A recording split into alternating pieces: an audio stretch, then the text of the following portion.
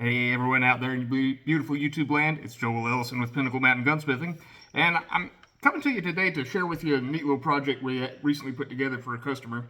It is a little AR-9 9mm pistol. This particular one is mainly made using aero precision parts, but I put together the lower myself and the upper came pre-assembled. But let's go ahead and look into what makes this setup a good fit for this particular customer, and also if it might be the right setup for you. Well, the customer was looking for something that was small, compact, and lightweight. And this particular customer happens to be female, but she really wanted to something that was compatible with most AR systems and used ammo that she already had a lot of and magazines that were already available. This particular lower takes Glock mags of all proper sizes and 9mm ammunition, which she felt comfortable using, even in confined spaces, such as a car or house, wherever you might be. This particular setup is classified as a pistol by the ATF. It has a brace here. This is not a stock. This is an SB-A3 tactical brace. I won't get into the specific legalities of that, but just to suffice to say that U.S. gun law is complicated, and I'm not a lawyer. In any case, we also have out here an 8.5-inch barrel, 9mm, 1-in-10 twist with a Late Black Industries hand stop. I think that's an essential quality in this particular setup because it is a very short barrel. And it's very possible to put your hand in front of the muzzle when you don't intend to, which could lead to some dire consequences, I'm sure you can imagine. But the system itself is completely blowback, something nice and simple. No forward assist necessary because it's blowback. If it doesn't go into battery, just rack it again. In any case, I've always been a little curious about how exactly the bolt hold open feature on these particular rifles worked. These particular firearms worked. Bear with me, I may call this a rifle again sometime later in the video, but suffice it to say, with an empty magazine, and yes, the rifle is also empty, we have a bolt hold open feature. That way, if you have an empty magazine, you can take it out, put another one in, and drop the bolt, just like you would on a normal AR. Let me open her up and we'll take a look at how that works. Stand by. Alright, here we are. Just wanted to point out on this particular setup, the controls are exactly like almost every other AR out there. We do have a nice flared mag well. It's nice to helps direct magazines right in there every time. We have our nice magazine release here. Our safety back here just falls under the thumb if using it right-handed. We have our bolt hold open. You can manually hold the bolt open. And we also have this little bit right here. Let me break her open and we'll discuss that a little further. And of course, as always, checking to make sure she's unloaded. Yeah, here we go. One pin. And we're open. I'll take the bolt out briefly. Make a few notes about that. Yeah, just a real simple bolt. There's no rotating bolt head because blowback. The bit up here that is usually the gas key is just a big solid chunk of steel. We have a large weight here in the back that's usually open on 223 ARs. What's not really nice is we also have a spring-loaded firing pin, which is something you usually don't get in ARs. Standard cotter pin style release for that, which, you know, if you're taking the cotter pin out, be aware of that the firing pin may fly out at you. Go ahead, ask me how I know. Our charging handle is totally stock, totally mil-spec standard, nothing too interesting there.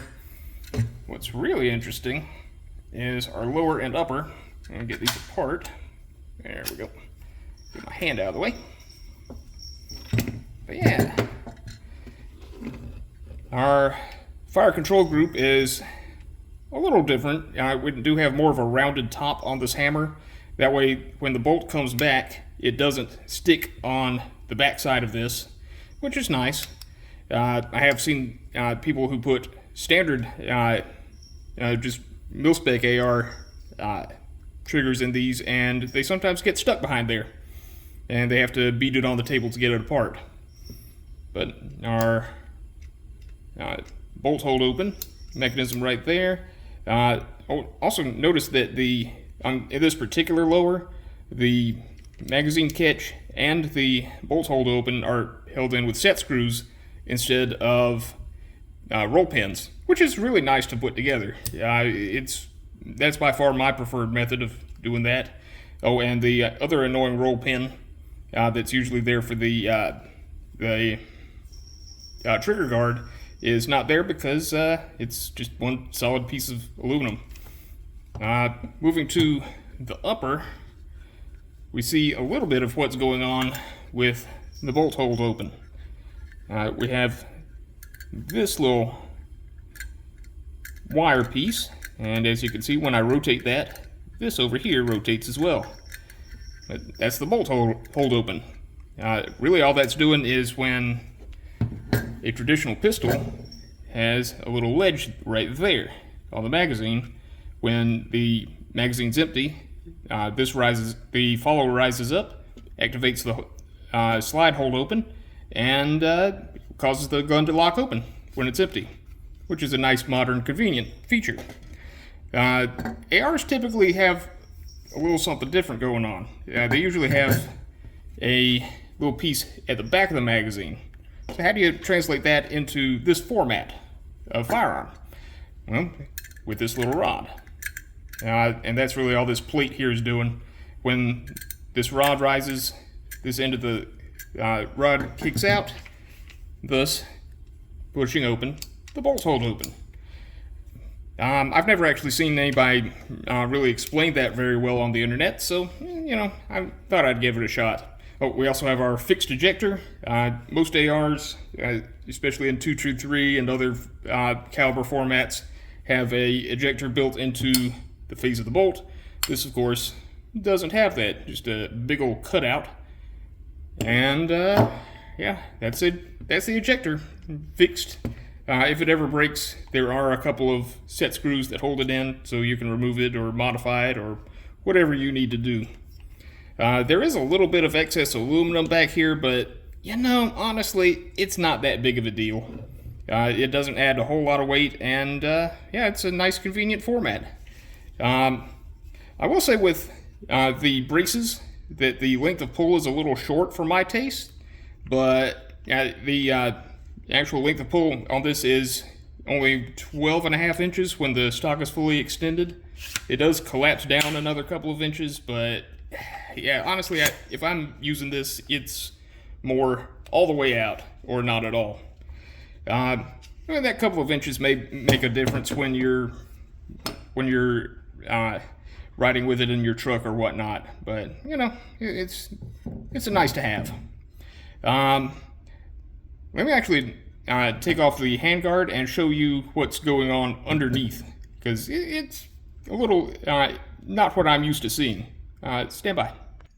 Hey, if you're not familiar with Arrow handguards, they usually come off with this little locking screw.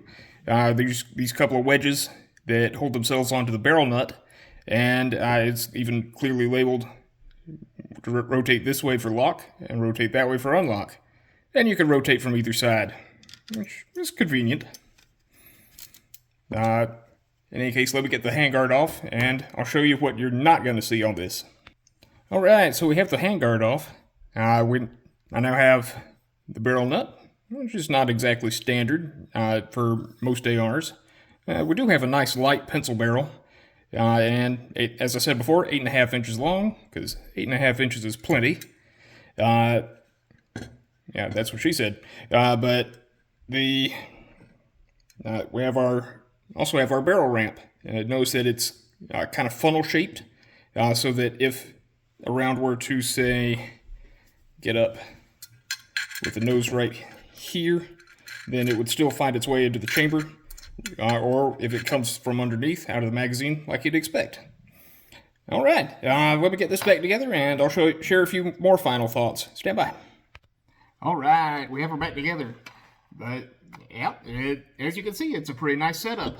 I think this will serve our customer well, and I think it's delivering serious value for her. And, yeah, and just because you make your living mainly with old guns doesn't mean you can't like modern stuff too. Or the other way around, if you also like modern guns, you can also enjoy old guns too. Yeah, just a thought for everyone out there who's wanting to get into this kind of work. Or if you just want to be a hobbyist, like I was for a long, long time. In any case, I think this little carbine will serve our customer well, and thank you for coming along with the journey with us. If you found value in this content, please like, comment, and subscribe.